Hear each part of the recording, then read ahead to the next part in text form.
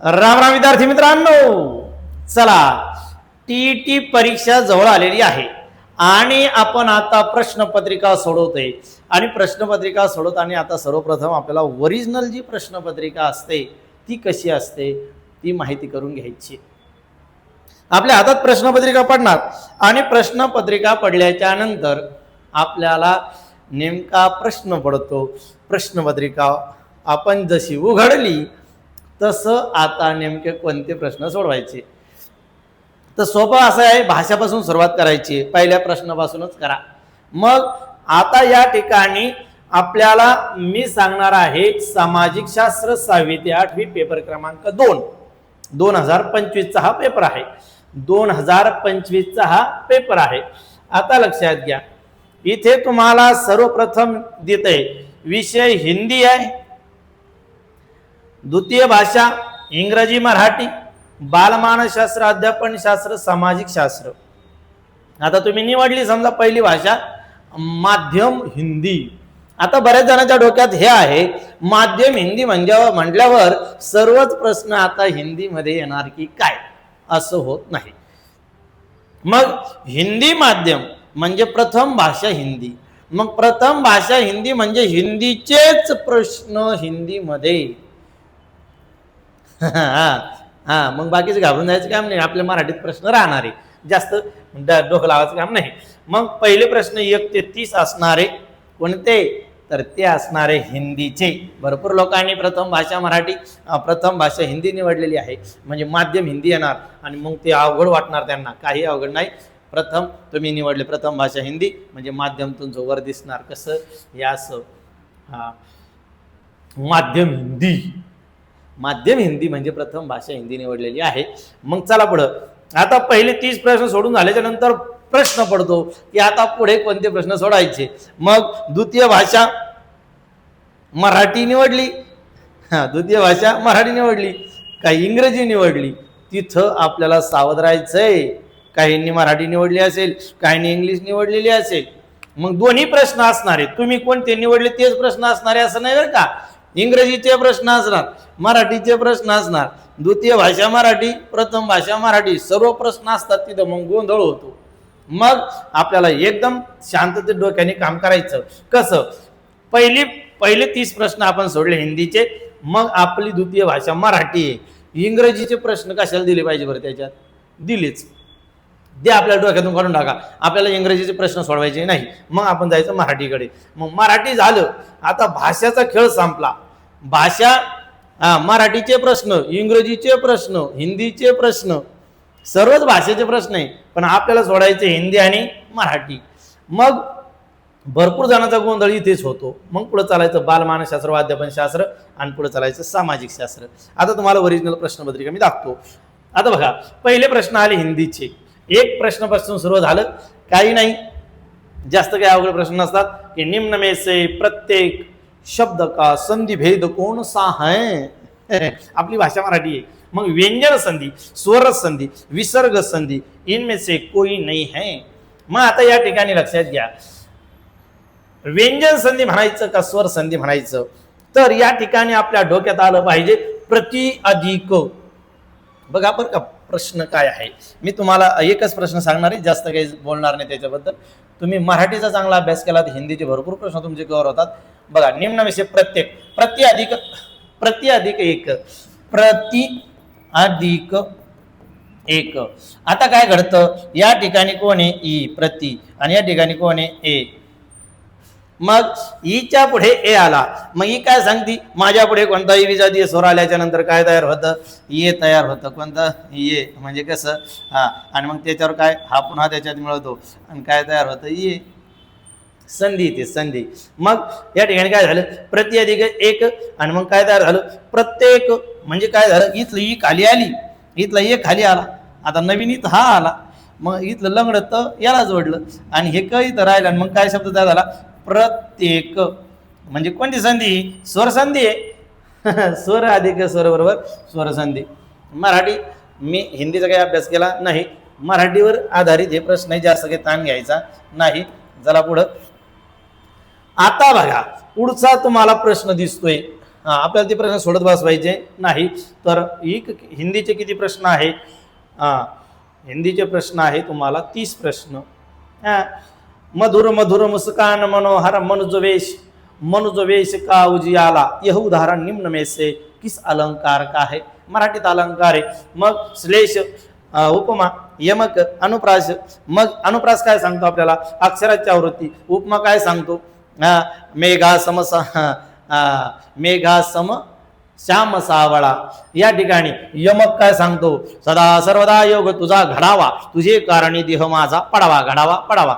आणि श्लेष काय सांगतो? एक शब्द दोन अर्थ. एक शब्द दोन अर्थ म्हणजे कसे? हे मित्राच्या उदयाने कुणाला आनंद होत नाही? मित्राच्या उदयाने, मित्र म्हणजे सूर्य आणि मित्र म्हणजे दोस्त, सखा. मग एक शब्द दोन अर्थ, त्याला आपण श्लेष म्हणतो. त्याचे मराठी आणि हिंदीमध्ये. मग इथं काय सांगितलं? मधुर मधुर मुस्कान मनोहर, म म म म म अक्षराची आवृत्ती. आणि त्याला म्हणायचं पटकन काय म्हणायचं गुरुजी? त्याला अनुप्रास. अक्षराची आवृत्ती अनुप्रास, अक्षराची आवृत्ती अनुप्रास. आणि चला हिंदी मी तुम्हाला सांगत बसत नाही. चला आपल्याला काही जास्त येत नाही हिंदीचं, आणि मराठीचं काही जास्त येत नाही. आता इथं काय सांगितलं? निम्न में से अन्य पुरुषवाचक सर्वनाम कोणसा आहे? हे असे शब्द आहे की नका घेऊ. पुढे जरा आपल्याला जायचंय पुढं. 30 प्रश्न झाले. कशाचे? आता इथं बघा, 22 23 24 25. 22 23 24 25 म्हणजे 4 प्रश्न हे या उतारावर आलेले आहे. 25 झाले, हे 25. आता इथं कविता आली पुन्हा. 26 27 28 29 4 प्रश्न पुन्हा कवितेवर आहे.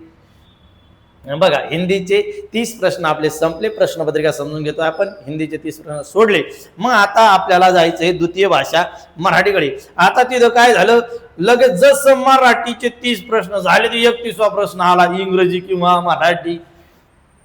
मग आपल्याला वाटलं 31 नंबरचा प्रश्न आहे, चला इंग्लिश. आपण तर इंग्लिश निवडलं नव्हतं, कसं काय आलं? चुकून झालं तर काय, कोण फॉर्म भरताना मग. मग चला 31 नंबर आहे. मग आपण चला हाना बाबा कसं बी काही येईना जाईना, पण हाणलं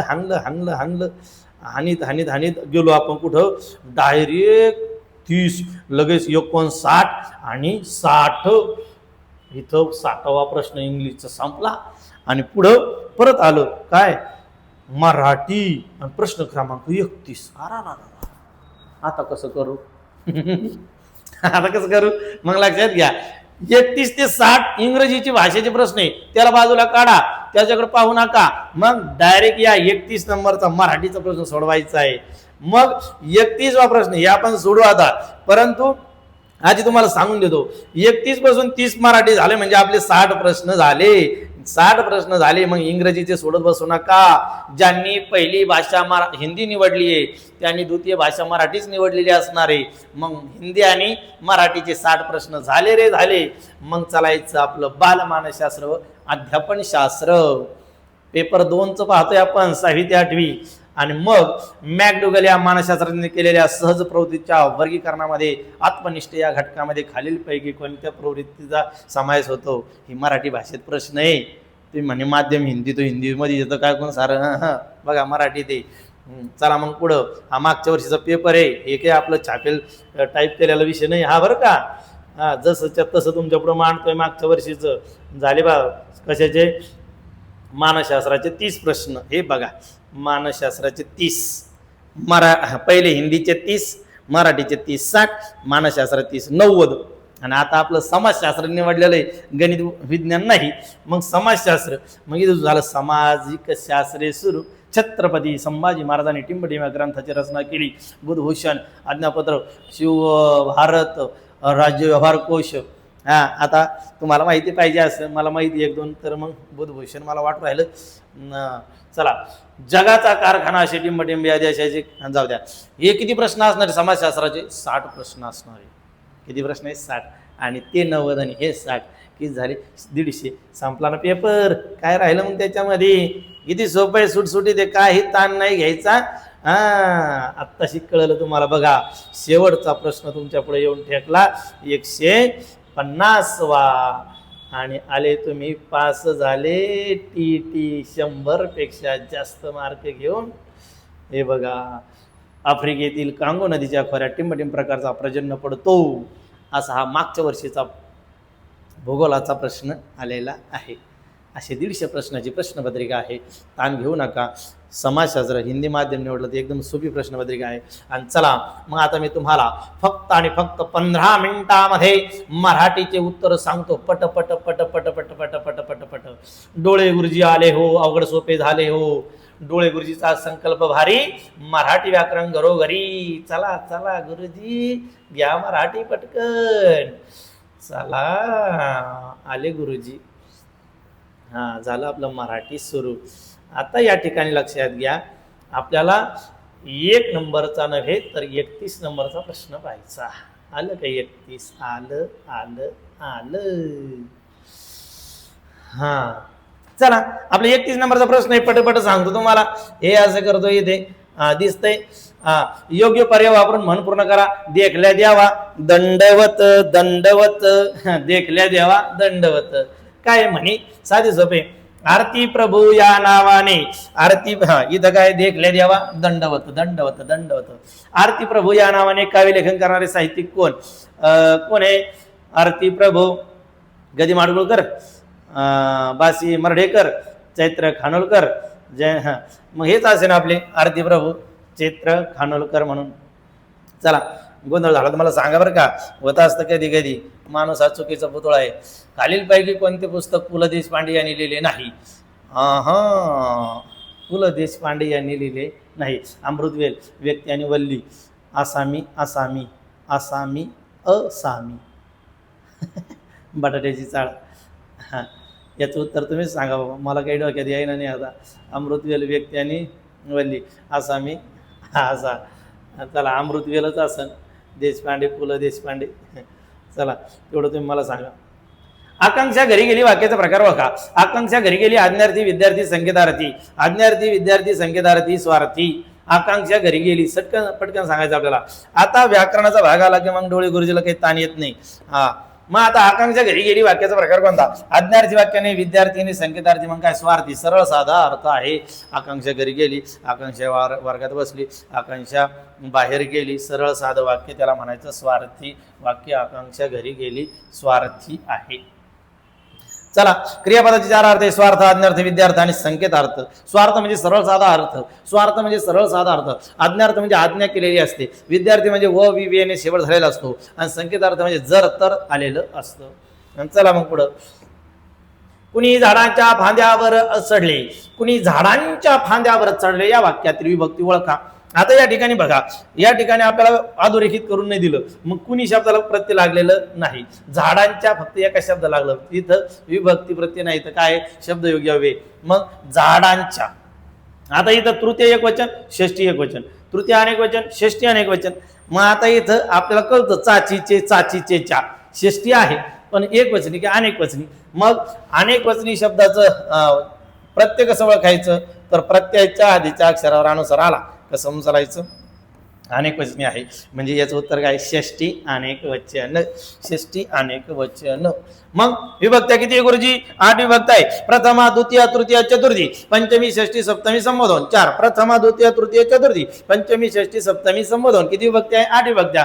मग 8 विभक्त्या लक्षात घ्या. प्रथमेचे प्रत्यय नाही. द्वितीयचे सलाते सलानाते. तृतीयाचे ने एसी निसीही. चतुर्थी सलाते सलानाते. पंचमी ऊन हुन. षष्टी चाचीचे चाचीचे जा. सप्तमी तय्या तय्या. संबोधन अनेक वचनात नो. जय हिंद, जय भारत, जय महाराष्ट्र. 36 नंबरचा प्रश्न आहे. इक प्रत्यय लावता न येणारा शब्द कोणता? प्रत्यय आणि उपसर्ग आपल्याला माहिती असणं गरजेचं आहे. उपसर्ग शब्दाच्या सुरुवातीला लागतात आणि प्रत्यय शब्दाच्या शेवटी लागतात.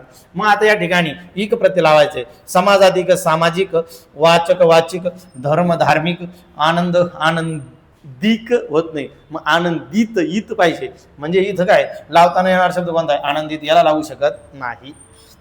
आता या ठिकाणी लक्षात घ्यायचं बरं का. समाज शब्द आहे. समाज. समाज शब्दाला जर आपल्याला इक प्रत्यय लावायचा असेल, समाज शब्दाला जर आपल्याला इक प्रत्यय लावायचा असेल तर सामाजिक नाही होत. तर मग काय होतं? इक प्रत्यय लागताना हा इक प्रत्यय सांगतो की शब्दाच्या सुरुवातीच्या अक्षरामधील जो स्वर आहे त्याच्यात वाढ करा. या स मध्ये कोण आहे? अ. मग त्याचा होतो आ. मग स चा होतो सा. हे माझ सच्या तस सामा. ह्या ज मध्ये ही ई घुसती आणि तयार होतं सामा. आणि हे जिक, सामाजिक. इथं रस्वई म्हणून वेलांटी पहिली. बरेच जण असं लिहिली सामाजिक खेळ. बरेच जण म्हणतील इथं स जसं तसं सामाजिक कळलं का? कळलं. तसंच जसं सामाजिक तसंच वाचिक, तसंच धार्मिक वाचिक, धर्म धार्मिक, धार्मिक नाही येणार काय धार्मिक. म्हणजे इथं काय झालं अचा आ झाला, खेळ संपला, खेळ संपला. चला मग इथं उत्तर काय आपलं आनंद. पुढील पैकी मागणी पत्राचा विषय कोणता असेल? मागणी पत्र म्हटलं आपण. पत्रावरती 100% प्रश्न आहे. पत्र लेखन प्रकरण दन दन दन दन पाठ करून टाका. लग्नासाठी बोलवणे मागणी का नाही? प्रमुख पाहुण्यासाठी आभार मानणे मागणी का नाही? मग विद्यार्थ्यांना बक्षीस देणे मागणी का नाही? विद्यार्थी भांडारासाठी स्टेशनरी घेणे, हो ही मागणी. आम्हाला विद्यार्थी भांडारासाठी काय द्या? स्टेशनरी द्या, म्हणजे मागणी ही आहे. 38 नंबरचा प्रश्न आहे. काय आहे गुरुजी 38 नंबरचा प्रश्न? 38 नंबरचा प्रश्न आहे. जास्त मोठं करता येत नाही याला, कारण की तिकडं प्रश्न निघून जातो बाहेर. अ आ इ ई उ ऊ हे कोणत्या प्रकारचे स्वर आहे? सजातीय, विजातीय, संयुक्त, दीर्घ. आता बघा अ आ इ ई उ ऊ एकाच उच्चार स्थानाचे स्वर आहे, यांना सजातीय स्वर म्हणतात. स्वरांचे उपप्रकार 2 आहे. जर विचारलं स्वरांचे मुख्य प्रकार किती तर 3 सांगा. कोणकोणते स्वरांचे मुख्य प्रकार? रस्व दीर्घ संयुक्त, रस्व दीर्घ संयुक्त. आणि उप विचारले तर सांगा काय? सजातीय आणि विजातीय. एका उच्चार स्थानाच्या स्वरांना सजातीय स्वर म्हणतात, वेगवेगळ्या उच्चार स्थानाच्या स्वरांना विजातीय स्वर म्हणतात. जे 2 स्वरापासून तयार होतात त्यांना संयुक्त स्वर म्हणतात. ज्यांना उच्चार करण्यासाठी 2 मात्रा लागतात त्यांना दीर्घ स्वर म्हणतात. पण ते सजातीय स्वरापासून तयार होतात आणि हे वेगवेगळ्या स्वरापासून तयार होतात. चला, धरणी या शब्दाचा लघुगुरु क्रम कसा असेल? आता लगा बघा, वृत्तावरती 100% प्रश्न आहे. एकतर लघुगुरु क्रम विचारतात, नाहीतर मग अक्षरगण वृत्त विचारतात. ही भुजंग प्रयात विचारतात, पृथ्वी विचारतात, मालिनी विचारतात, काय विचारतात आणि त्यांचे काय विचारतात गण. मग चला इथं काय विचारलं आपल्याला? लघु गुरुक्रम. ज्याच्यामध्ये ह्रस्व स्वर असतो त्याला लघु म्हणा, आणि ज्याच्यामध्ये दीर्घ आणि संयुक्त स्वर असतो त्याला गुरु म्हणा.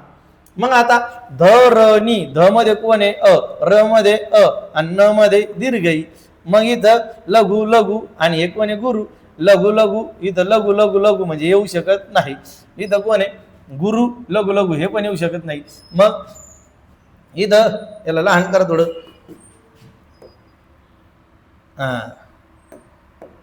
चला इथं हे आलं लघु लघु गुरु, लघु लघु गुरु, लघु लघु गुरु, लघु लघु गुरु, धरणी.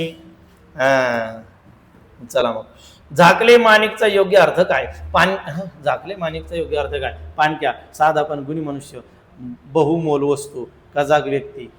साधा आहे, हो साधा आहे पण गुणी मनुष्य, त्याला म्हणायचे झाकले माणिक. हो झाकले माणिक ते कधी कधी वर येतातच. त्यांना प्रसिद्धी भेटतेच, काही दिवस लागतात त्यांना, पण मग झाकले माणिक वर येतातच. पुढील पैकी शुद्ध शब्द ओळखा. वायुपुत्र, वायुपुत्र, वायुपुत्र, वायुपुत्र. मग आता लक्षात घ्या, इथं दोन्ही उकार पहिले घेऊन टाका. वायुपुत्र. तत्सम शब्द, तत्सम शब्द, तत्सम शब्द म्हणजे संस्कृतमधून जसेच तसे आलेले शब्द जेव्हा ते सामासिक बनतात तेव्हा त्यांना संस्कृत प्रमाणे लिहावं लागतं, म्हणून वायुपुत्र. पुढील पैकी वचन नियमाच्या दृष्टीने गटात न बसणारा शब्द कोणता? आता इथं हा प्रश्न मी मागे पण घेतला होता. भरपूर जणांचं म्हणतं की फुले ते फुले, नाले ते नाले, पेले ते पेले. आता जर आपण यांना एक वचन केलं, फुल, नाला, पेला आणि भाला, एक वचनी करा यांना. मग आता आपण फुल ते फुल, नाला तो नाला, पेला तो पेला, भाला तो भाला, म्हणजे एक वचनी करून तर उत्तर काय यायला पाहिजे? फुले ते फुले. 100% यायला पाहिजे. चला, गुरुजी हुशार आहे बाबा. गुरुजी म्हणजे त्यांनी अभ्यासात खंड पाडलेला आहे म्हणून त्यांना काही साधं समजतात काय तुम्ही? गुरुजी ते अभ्यास सुटला होता त्यांचा. आता भाई एका झटक्यात सारे गुरुजी पास होणार आहे. हे आता जे गुरुजी ते गुरुजीत लय फरक आहे. त्यांनी अभ्यास करून पास झालेले लोक आहेत, कॉफी पट्टू काय. चला, वाक्यातील क्रियापद जेव्हा कर्माप्रमाणे बदलते तेव्हा कोणता प्रयोग असतो? कर्म महत्वाचे असते, कर्म महत्वाचे असतो तो कर्मणी प्रयोग असतो. कर्म नी कर्म महत्वाचे कर्मणी प्रयोग. कर्मानुसार क्रियापद बदलत असेल तो असतो कर्मणी प्रयोग. वाक्यातील क्रियापद जेव्हा कर्माप्रमाणे बदलते तेव्हा कोणता प्रयोग असतो? कर्मणी प्रयोग. कर्मणी प्रयोगामध्ये प्रयोगाचे 3 प्रकार आहेत.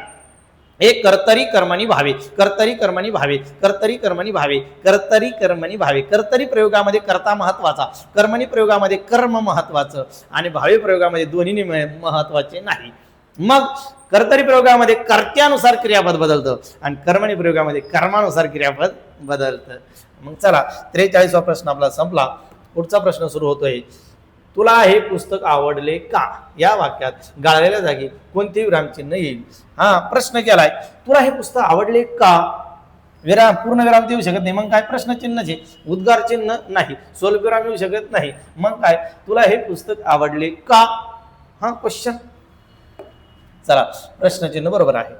खालील पैकी संत तुकारामांनी लिहिलेला ग्रंथ कोणता? संत तुकाराम बुडत हे जन न देखवे डोळा म्हणून कळवळा येत असे तुकाराम महाराज म्हणतात. तुकाराम महाराज संत तुकाराम महाराज काय म्हणतात? बुडत हे जन न देखवे डोळा म्हणून कळवळा येत असे.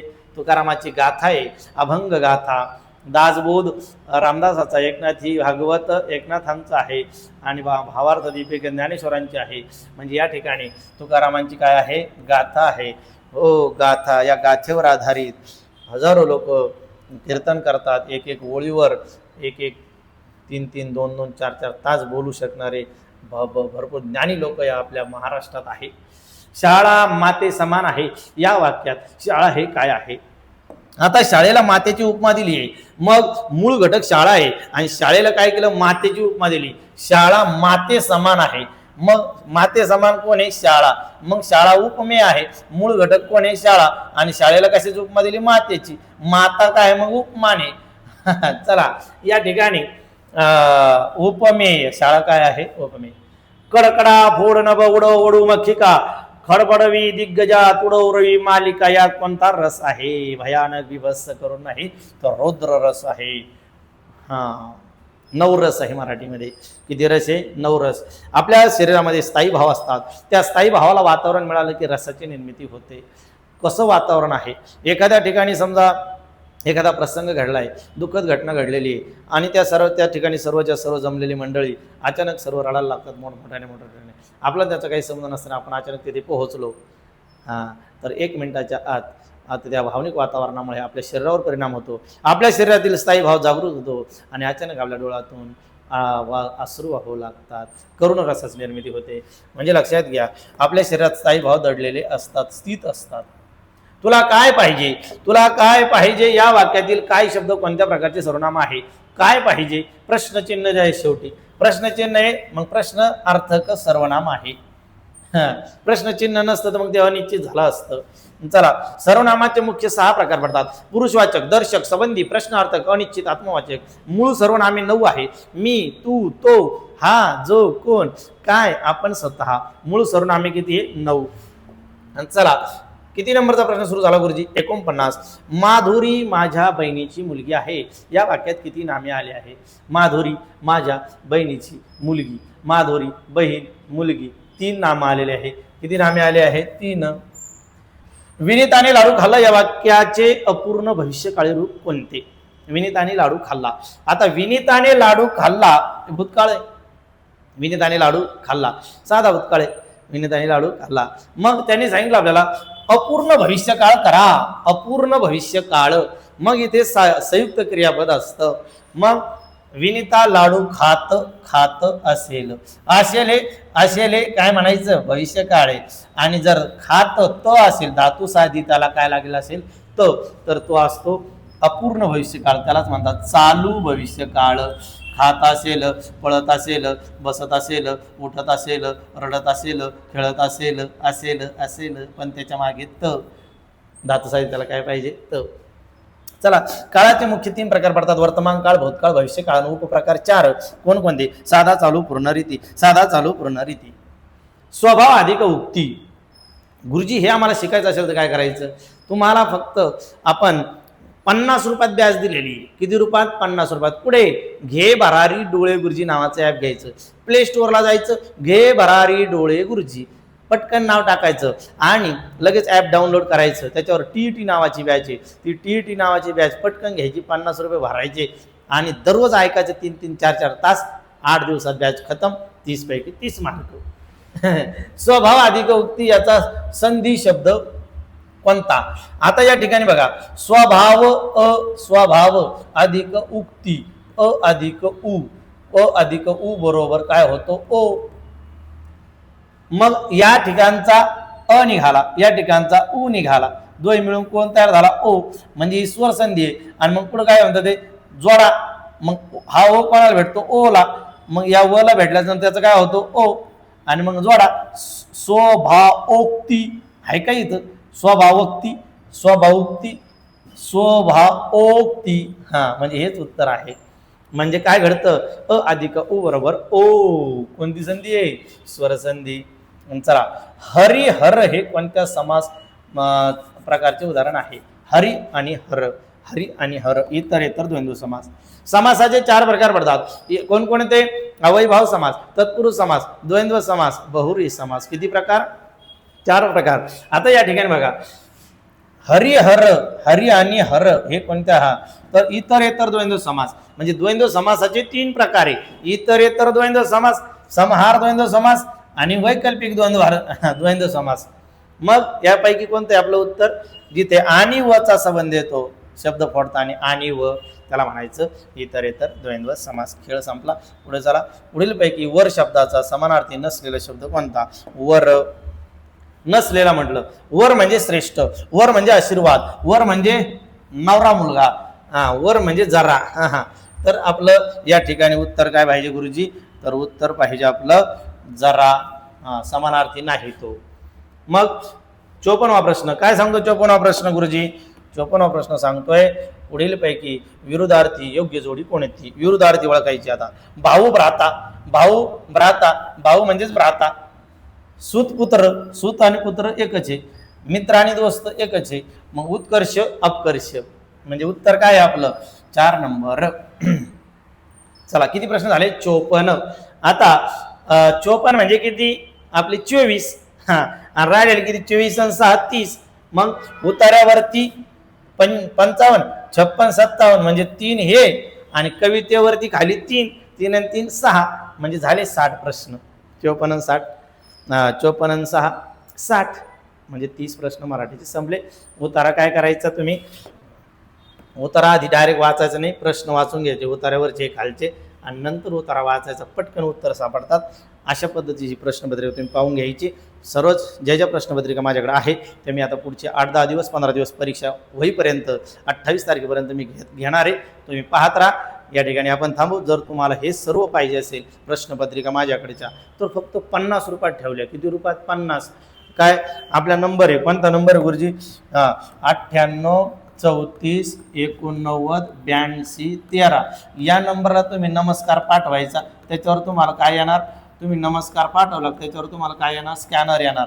स्कॅनर आलं रे आलं, त्याच्यावर तुम्ही 50 रुपये पेड करायचे, स्क्रीनशॉट पाठवायचा. लगेच तुम्हाला 2013 पासून ते 2025 पर्यंतच्या माझ्याकडे जेवढ्या प्रश्नपत्रिका आहेत तेवढ्या तुम्हाला पाठवून देणार. 20-22 काय असतील त्या. आणि जर तुम्हाला आपलं ॲप घ्यायचं असेल तर पटकन जायचं प्ले स्टोअरला. घे भरारी असं टाकलं का पुढं पटकन येतं डोळे गुरुजी. आणि मग पटकन काय करा? हे ॲप डाउनलोड करून घ्या आणि त्याच्यावरती फक्त 50 रुपयात बॅच घ्या. फास्ट त्याची स्पीड वाढवू शकता तुम्ही. त्याच्यात असतं ऑप्शन आणि पटपट ऐकायचं, जे धिंगाणा करून टाकायचा. चला, या ठिकाणी आपण थांबू. सर्वांना जय हिंद, जय भारत, जय महाराष्ट्र. उद्या भेटू रात्री किती वाजता? 8:30 वाजता.